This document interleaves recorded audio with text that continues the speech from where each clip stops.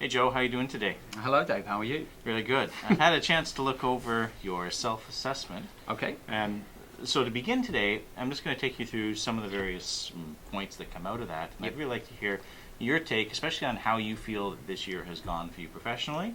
And that'll lead us to talk a bit about where next year might go for you as well. So I'd like to start with some of your strengths. I'd like you to pick one of the competencies where you felt you were particularly strong this year in your professional practice. I'd like you to tell me a bit about why you picked that one and how that played out for you this year.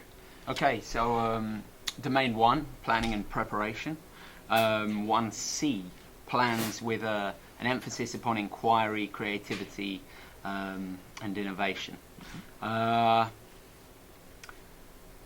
did you put yourself? Well, I went for excelling on this, probably just because it's really inquiry and the creative dimension of the subjects I teach that kind of sustains my interest in my profession. And there's been a few projects this year where I think I've helped to kind of disseminate that approach amongst my peers as well. So the work with Patrick Tucker, interdisciplinary work where we had an industry specialist come in to work on those kind of practical skills in film, but that was associated with academic inquiry because he was also a Shakespeare specialist, and that dovetailed with work that I'd been doing in the class. Yeah. How did that work with other teachers in the school? Did they get drawn into that as well? Yeah, I mean, it was a challenge at first finding a way to accommodate that within the unit plans of the different year groups we worked with, so grade 10, English, but good collaborative spirit by all sort of, we forged ahead and made it work. How did the students benefit from that, would you say? I think it really brought Shakespeare alive, and for the filmmakers, the film students, it was really that association between text, script to screenplay to shooting list to ultimately, a film. So again, creativity, building from the ground up, from the written word through the planning process to the practical implementation to the film. That's awesome. What a great achievement that was. I'd like you to consider now one of the ones where maybe you scored on the lower end from your own perspective. Yeah. What's an area you think you maybe could have done better this year? So in the same domain actually, 1D, plans effectively for the use of appropriate resources, including tech.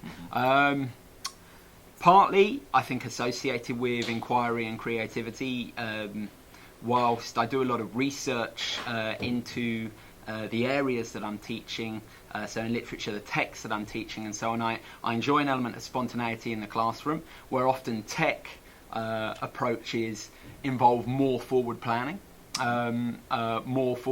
associated with that tech itself. Okay.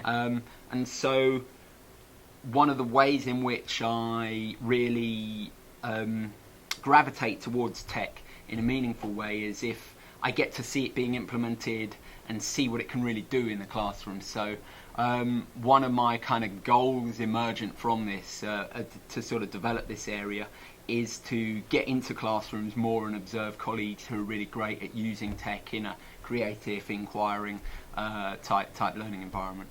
In terms of planning for tech then, is there one of your courses where you think might be a good starting point for you to try to integrate more tech into student learning? Yeah, I've started to recently actually with my literature, grade 11 literature class, started to use Padlet in a way that I observed Julie Cook using very effectively to kind of consolidate student feedback, because they're a great class and there's tons of fantastic ideas flying around the place, and often we do more Tech 1.0 board work or post-it notes sharing or so forth, but Padlet allows you to not only have that interactive arena for sharing of ideas, but then that's documented. It's got a digital trace that can turn into a study resource later on. So that's kind of the thing I like to discover, like the way in which tech can